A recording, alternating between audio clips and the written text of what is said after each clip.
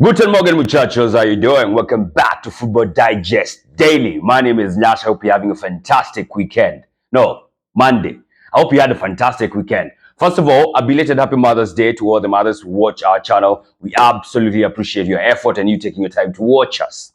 All right. Now let's get into what was happening over the weekend. Of course, for me, before I even delve to the big match, of course, that's between Manchester United and Arsenal. I need to mention that I went to watch what do you call it? Tusker play. It's a few Kenya Premier League matches, two to be precise. I went to watch Tusker play Muranga Seal at Dandora Stadium. Unfortunately for me, niliingia I think dakika 40. Yeah, niliingia dakika 40. Game ilikuwa ya saa sita bana on a Sunday. Sasa saa sita on a Sunday surely. Ni kanisa tutaenda kwanza ama tutaenda stadium kwanza? So I got late of course. And I missed all the goals because by 40 walikuwa 2-1. Tusker was 2-1 up and that game ended like that, 2-1. But what I noticed about that game, bro, is the pitch. Like, people kept sliding, bro. They kept sliding, and I'm like, hawana nuts kwa viatu au nini? What's going on? You know, hawana studs or something. And that was not just for the Tusker versus Muranga Seal game. It was also for the AFC Leopards versus Talanta, of which I only watched the first half. Your game's Julie ended by there, but I watched the first half. And again, it was the same case. I don't know what's up with that Dandora Stadium. It did the tough. There's something amiss. Something amiss. So that need to be sorted out because there's so much happening in that stadium. I think on Saturday there were 2 games there.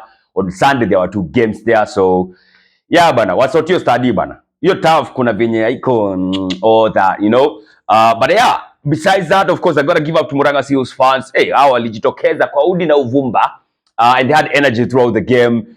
They were chanting, they were loud, they were noisier than even their Tusker fans, you know. So I'm gonna give them that. I mean, like we always say, if they had the same energy on the pitch, I think they'll be doing much, much better. And even then, because I was talking to a Muranga Seal fan after the game, after all that, even the Muranga Seal players could not come and, you know, just clap for the fans, because the energy was mad. The energy from the Muranga Seal fans was mad. My players walijitoa tu kama ameenda. So I'm like, hey, he had a point there. Muranga Seal guys should have done much, much better. Then, of course, after that, it was the AFC Leopards versus Talanta Hela. No, not Talanta Hela. Talanta FC or my FC Talanta. Your game ilishaji but by the time I was leaving the first half, it was 0-0. At the same case, a lot of sliding. I don't know because of the turf or something. There's just something like I've mentioned. But I got a big up as the AFC Leopards, the fans, bro. Whoa. There were plenty of them. There were so many AFC Leopards fans. It's just crazy. Even Sakaja, the governor for Nairobi, was in the stadium. So yeah, a lot of fans did show up for the AFC Leopards, and they always do. And again, I gotta give up these guys, man, because the energy that they have for a team that last won the league in '98, it's insane. Yeah, it's mad to have that energy when you have almost 25 years since you last won a league. It's amazing. It's amazing. So gotta give it up to them. Your game's Julie Shaji, but yeah, Talanta walikuwa naka kidogo, they are not bamboozled. You know, like going to that match, I was thinking, Talanta wako chini, AFC Leopards wako, they're doing fine. Clearly, a straight up win for AFC Leopards. Didn't feel like that in the first half, to be honest. So I hope Talanta will hold their end and maybe wakupigwa sana or something. So that was that as far as the Kenya Premier League game that I attended was concerned. Of course, on Saturday we had the swashbuckling Kariobangi Sharks. They won, is it 5-2 against Sofapaka, if I'm not wrong, or is it KCB? I think it's Sofapaka, and Gor Mahia beat Shabana 1-0, just what the doctor ordered. Tulisema, musipige Shabana sana, 1-0 is okay. Yeah, Shabana wako chini. You don't have to, you know, kanyanga kwa shingo. Speaking of which, that's exactly what I've been doing Arsenal in the Manchester United. You know, we are going to Old Trafford, meeting this weak-ass team, and you're thinking they would give us the same lineup they gave Crystal Palace, and we are also thinking they'll give us the same performance. We were wrong, bana. Yo, United were solid, they were compact. I'm going to give them that, to be honest. Arsenal won only 1-0. But at the end of the day, you know, regardless of how, you know, people might look at it, you know, there was no revenge. Because I wanted us to revenge on the A2. We didn't get that, right? But we won the game. We won the game. We kept a clean sheet, kept them at bay. At the end of the day, I think that's the most important thing, especially when in this running. You know, so for this one, you'll have to set aside the whole 5-1, 6-1 thing. It's okay. We didn't get that. But did we get the 3 points? Yes, we did. Did we keep a clean sheet? Yes, we did. Did we push Manchester City to the last day? Yes, we did. So those are the bottom lines for that weekend, for this match. So yeah, I'm okay with that. But again, I got to give credit to Manchester United. I think they played much, much better than they did against Crystal Palace. Obviously, most likely they're not going to play the same way they did against Crystal Palace because they were just shambolic, bro. They were just shambolic. And a midfield of Eriksen and Kobe Mino, if they would have put that against Arsenal, it would have been a different story altogether. So I don't think Arsenal were swashbuckling best. To be honest, I don't think we were that. We didn't play as good as we play, obviously, before. So maybe that's why we didn't clatter these boys. But we got the win, we got the clean sheet. 11 now, 11 Premier League away clean sheets. That's mad when you consider that you only play 19 away games. Yeah, so 11 out of 19, it's obviously more than half. So I'm pleased with that. I'm pleased with that. And now we push, of course, Manchester City to the very end, the last game of the week. Now the ball is in Tottenham's court.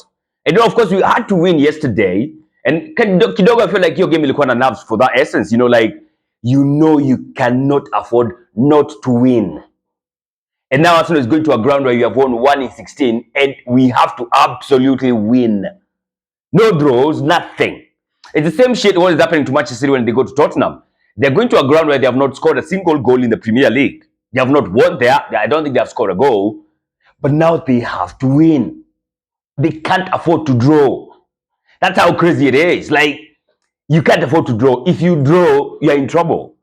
So it is crazy like that. And of course, like I was saying, we had to win because of what Manchester City did on Saturday. Saturday, they were up against Fulham, a team that was, for some weird reason, I was thinking they might hold Manchester City to a draw. Oh, my days, bro.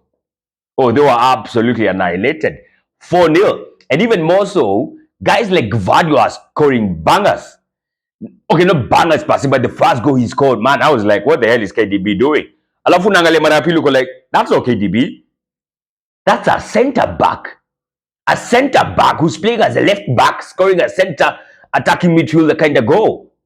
And you're like, yeah, that's it. Yeah. And Gvardiol, man, he's moving like Gundogan now. Like how Gundogan used to come clutch for Manchester City in the last games of the season? That's what Gvardiol is doing, bro.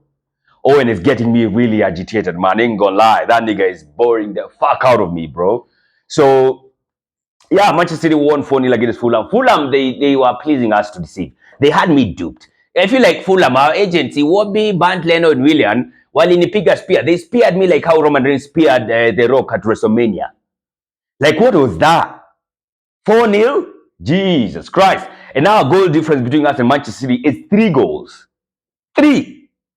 This might, let me tell you what would be the most frustrating thing is if Spurs maybe hold these guys to a draw, and then we are level on points, and then they go and clap West Ham like 6-0, and we win 3-0 against Everton, and they win it on goal difference.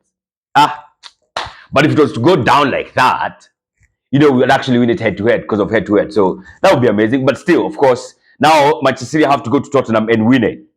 And now when they do win it, of course, they have very much the fate of the title in their hands.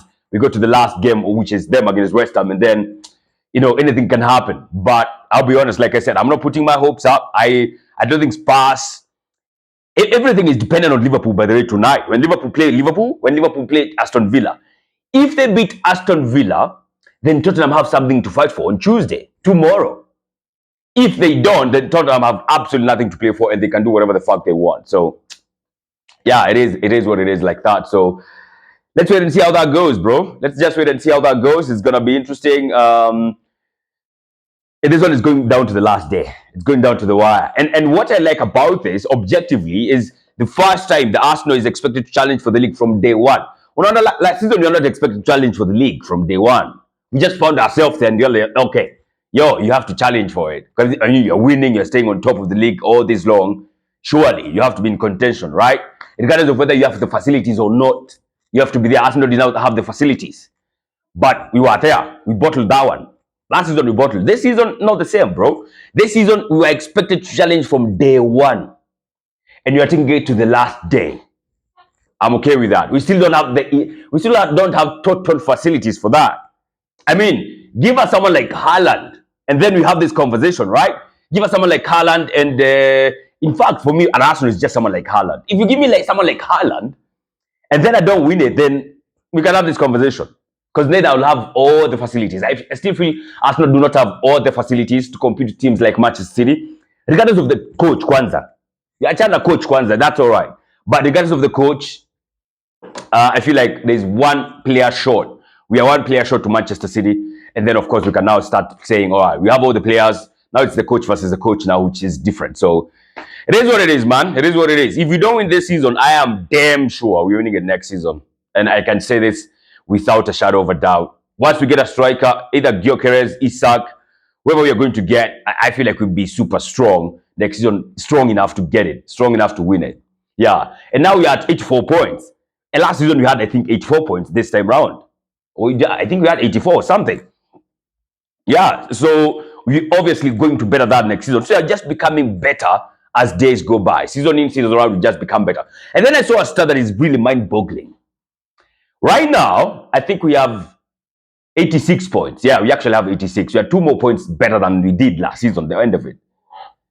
We have more points than 7 of the 13 seasons that Sir Alex won the league. In 7 of the 13 seasons that Sir Alex won the league, he had less points than we have right now. Let that one sink in. Let it sink in, because it just goes to show the crazy standards that have been put now in the Premier League. It's insane. The standards are insane when you are up against this maniac called Pep Gvardiol. It's absolutely crazy that 7 out of 13 of them we had more points. Of course, this is the same applies to Liverpool. I think even for them it was more, because there's a point they had 92, they lost to 93. There's a time they had 97, they lost to 98. And I'm like, really? We have done our part as Arsenal. We leave it to God, right? And more so footballing gods. And I'm like, these footballing gods, have you really ever seen more unfair footballing gods? I know my God is very fair. Yes, the one up there. But these footballing ones, they are in bed with Manchester City, god damn it. They need to balance things out. This Manchester City just steamrolling through the goddamn league in every way you can think of. Playing fantastic football. And I don't blame them for that. There's the whole thing of financial rules and stuff, and then there's how they perform on the pitch, right? But these gods, bro, they keep going to Manchester City's way. Manchester City, like, they have not lost a game this year. They produced 15 out of 15 wins in the last 15 games. And even one draw. Imagine Liverpool at some point in time, they lost only 1 game a whole season and they lost the league. Liverpool had 97 points and they lost the league. Manchester City, while his team, they just steamrolled themselves through the league. And I'm like, god damn it, man. Footballing gods, they are too fair. They are too fair, man. They are too fair to Manchester City and too unfair to the rest of the lot. They need to balance these things out, man. If it's not like that, it's the 115 charges. These guys, they have 115 charges and they are still walking scot-free. Teams like Everton, Nottingham, they have 1 breach and they quickly get punished. Everton, for example, they have been punished twice in 1 season. Twice in 1 season. Manchester City, wado tu wanatembea tu huku, yani scot-free. These gods, yeah. Hey, they need to balance this thing out, bana. Seriously. It's too unfair. It's very much unfair. So, let's see how this one is going to turn out, man. Only footballing gods can change this stuff. Like them having Spurs maybe beating Manchester City or holding Manchester City to a draw or something.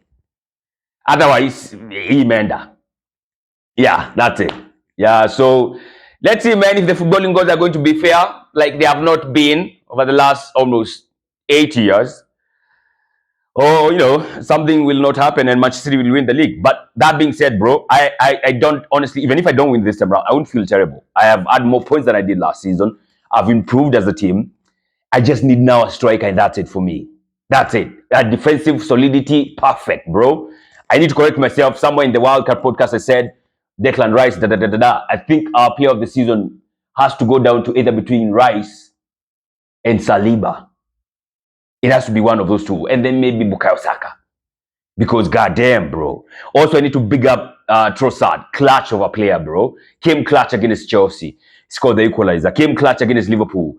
Won us the winning goal against Everton. Won us the winning goal against Wolves. Won us the winning goal against Manchester United.